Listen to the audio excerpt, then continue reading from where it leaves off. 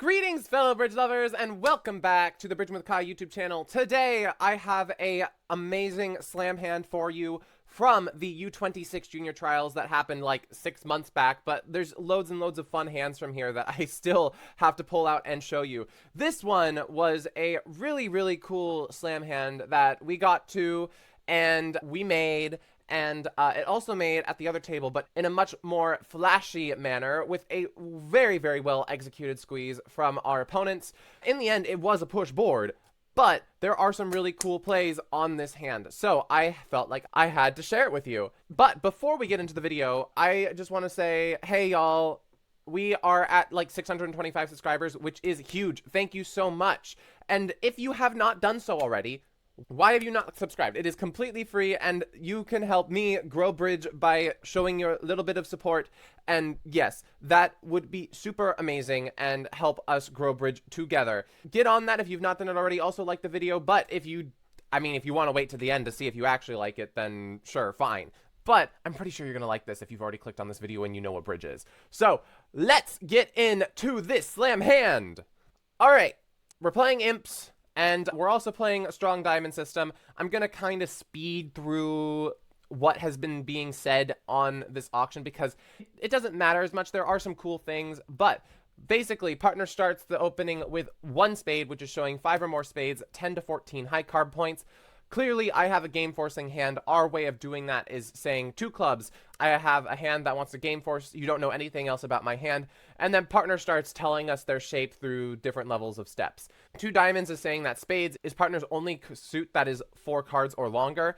And then I ask more questions, and then partner says, oh, I have shortness in diamonds between 0 and 2 diamonds. And then I said, oh, great, tell me more. And then partner said, I specifically have 5 spades, 3 hearts, 2 diamonds, and 3 clubs, which is a great thing for us here because that means our diamond ace king just covers the diamond suit pretty much completely.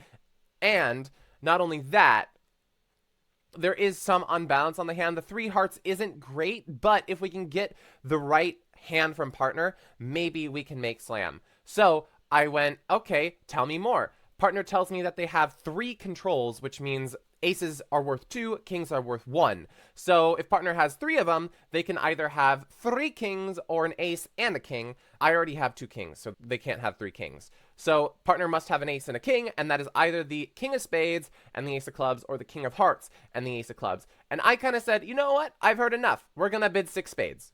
Great. So we end up in 6 spades. And the reason why I did this is I'm like, okay, the club suit is not a worry. The diamond suit is not a worry. The only suits that can kind of be a worry is like hearts and spades. Partner has between 10 and 14 high card points, and the ace and king of clubs is 7 points. So like if partner has the queen of spades and the queen of hearts, we're also in a dream scenario. If partner has just one of the queens, then something can be on a finesse. There are squeeze potentials. There is so much to be going on. So I just kind of yeeted out 6 spades. I didn't feel like calculating all of it out. We were probably a little bit slow on this one. So I'm just like, 6 spades, just go for it, partner. It's got to be better than 50%. So we get the opening lead of the 2 of clubs, and, you know, I'm dummy, and I cannot see partner's hand, even though we're playing on tablets. So at this point, I know the 2 of clubs is a great lead for us, because the number one thing that I'm worried about on this hand is the fact that I have 3 hearts, and partner has 3 hearts, and partner might not have the king or queen of hearts, which they don't, right? So club is great for us because our ace of hearts is not getting knocked out immediately. We still have a little bit of a safety net in the heart suit so that we can potentially use another suit, aka diamonds, to throw away heart losers. And that's kind of exactly what partner did on this hand, is they ran it around to the ace of clubs first and then started to draw trump. And my partner saw a way that they could get rid of both of the heart losers guaranteed. And that was like, okay, we're going to catch the king of clubs, unblock things, play a spade back. All you need is to keep 1 spade in the dummy so that the 8 of clubs can be trumping, can get trumped with it. So playing another trump was totally fine. And then now partner takes this diamond finesse. And this is a really creative play. It guarantees making the contract because firstly, if what actually happened on the hand, the queen of diamonds loses, a heart gets played, and then you just play a diamond back to the 10, you ruff your club, and now your ace king of diamonds are set up and all set to go to throw away both of your heart losers, and you just make the contract. And if the diamond finesse does happen to work, let's say it goes low, now you just have the ace and king of diamonds to be able to throw away the heart. And if for some reason East decides to just play low again, then you have all of the tricks because you can just pitch both of the hearts. Six spades was cold on a club lead, but I need to tell you what happened at the other table. The other declarer did so well here. This was Weilong Shen, or Will Shen.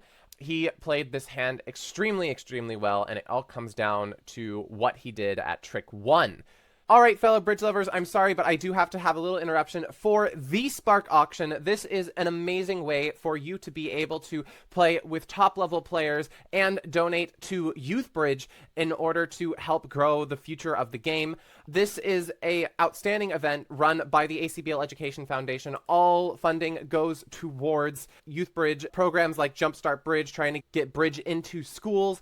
And lots of this money is going for funding to subsidize juniors to be able to go to international competitions. Once you get a junior going to a national or international competition, they are stuck on Bridge for life. Let me show you what's going on with the Spark Auction. All right, so here I am on the Spark Auction website. The link is in the description so that you can easily get there. Basically, how this works is there are 2 events.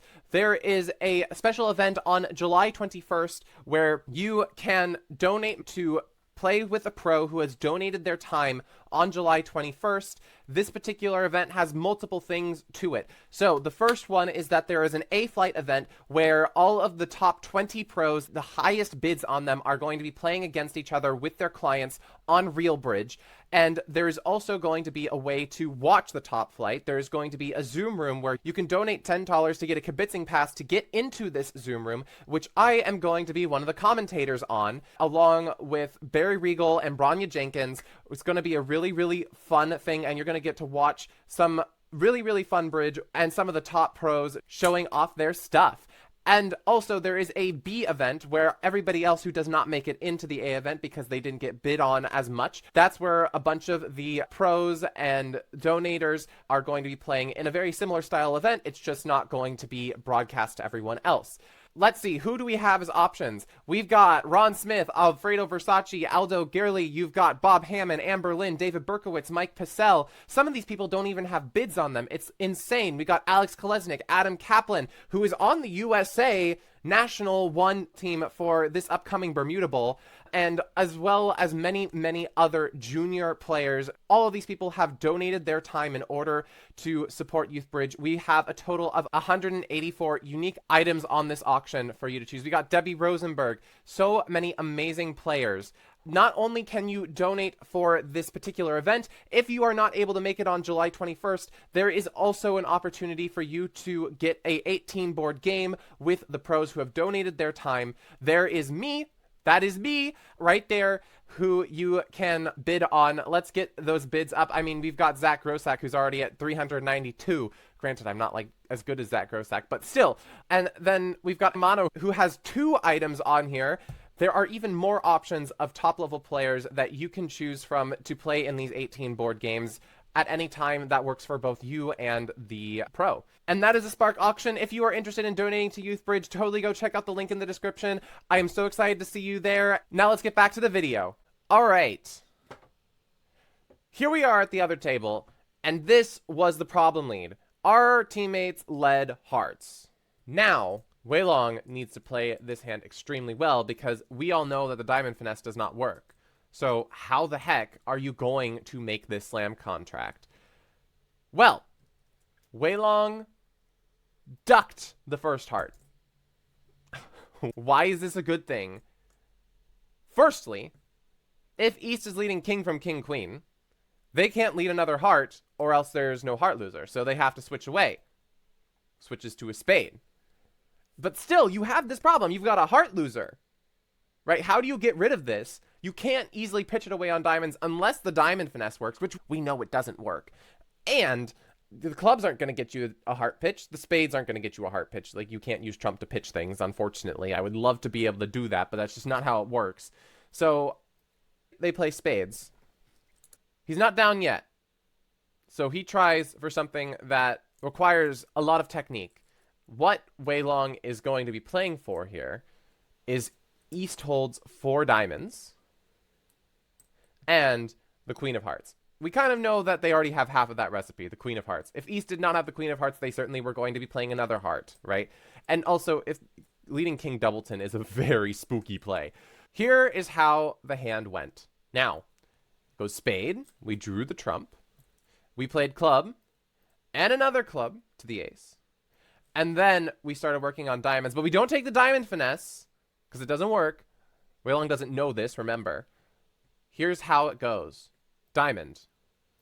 And what you need is a split in which East has the majority of the diamonds. Okay?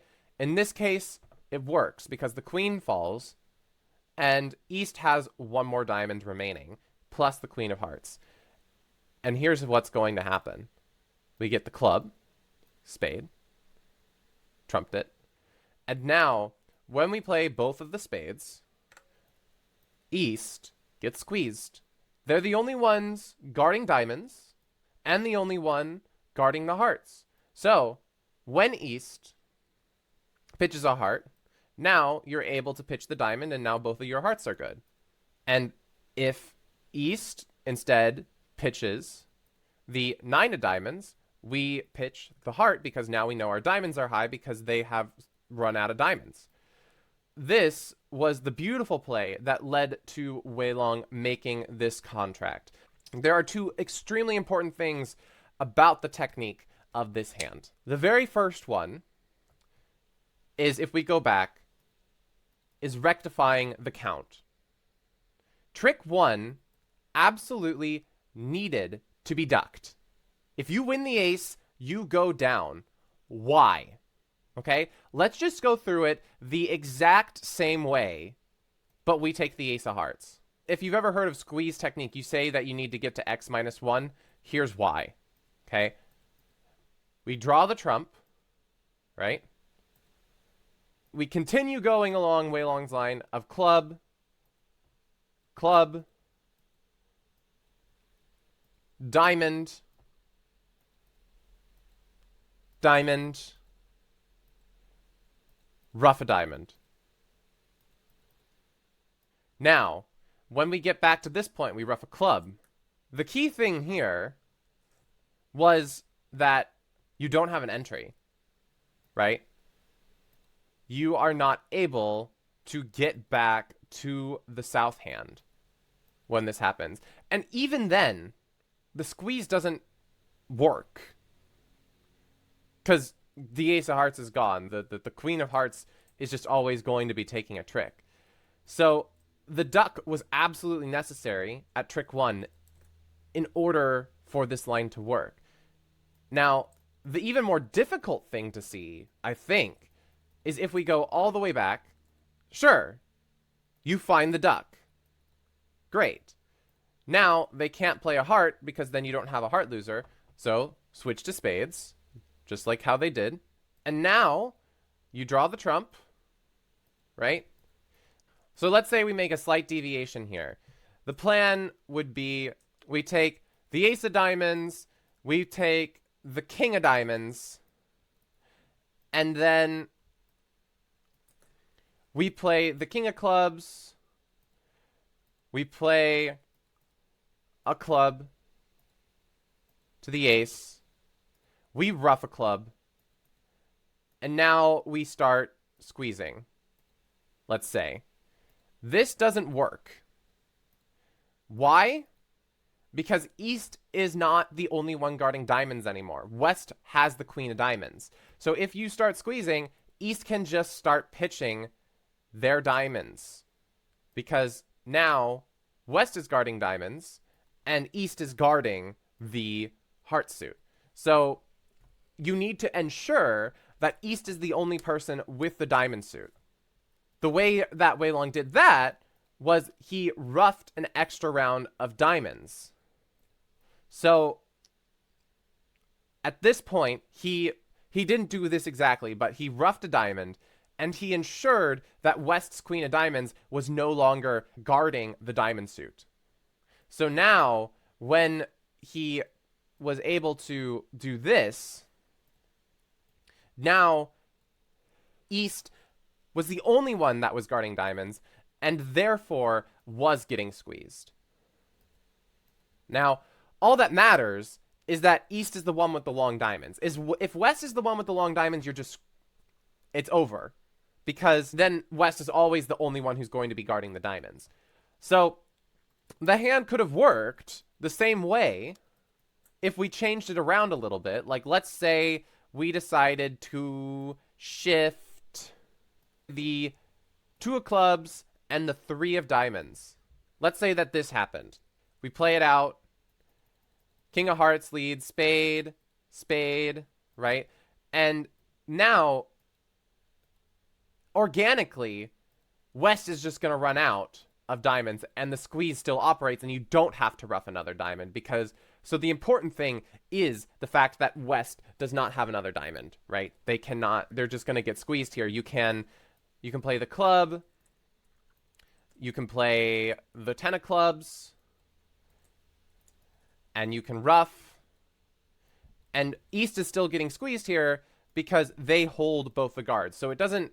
The rough isn't the thing that actually did it. It's the fact that you roughed it out to the point where West did not have any more diamonds. So if West had a doubleton, technically all you had to do was play the ace and the king, and East is still getting squeezed. When you do this, right, now you are back in that position where East is guarding both things on their own, and when you play another spade, they're stuck in this position, right? There's no winning option, even though you did not rough the diamond. But that's the Weilong played for the diamonds to be 4-3, so he roughed another diamond. It didn't cost anything to do that. The only other thing about this hand that you could be pondering is the finesse a higher probability than doing the squeeze? And I'd say no, because it's a 50-50% chance that East is going to be longer than West, right? Because it can't split evenly. They have an odd number of cards. So I think it's just as likely as the finesse for this squeeze line to be working. And it's even possibly more likely for the defense to mess up during the squeeze line because they might not know what's going on. I think that this line was definitely the right one to take. It also works if the queen drops singleton as well, which is another bonus. Queen singleton offside, so I guess it gives you a little bit even more of a percentage. So, well done to Weilong for doing a great job on squeezing out my teammates and making the 6 spades contract. I was very, very proud of myself because, well, maybe I shouldn't be proud of myself because I was thinking about this when I was supposed to be playing, where I was like, how could we make it if they had led the king of hearts? Before I even saw another person play the line, I'm like, oh wait, there's this squeeze thingy. I know the double dummy thing. I can do it.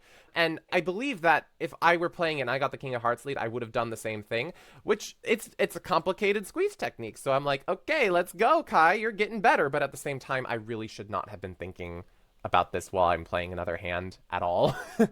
But yeah. I hope you enjoyed this video. I hope you might have learned something about squeeze technique. And if you already knew how to do this, I hope that you're proud of yourself for being able to do this and that you're like, ooh, I saw it. I saw it. When you see the hand come down, you're like, I see what you're supposed to be doing. And that brought you satisfaction. If you did enjoy, please don't forget to like the video and subscribe to the Bridging with Kai. Also, don't forget to check out that Spark auction. The link is in the description. And I hope that there are many more squeezes for both you and I in the future. Keep on bridging, everyone. Bye!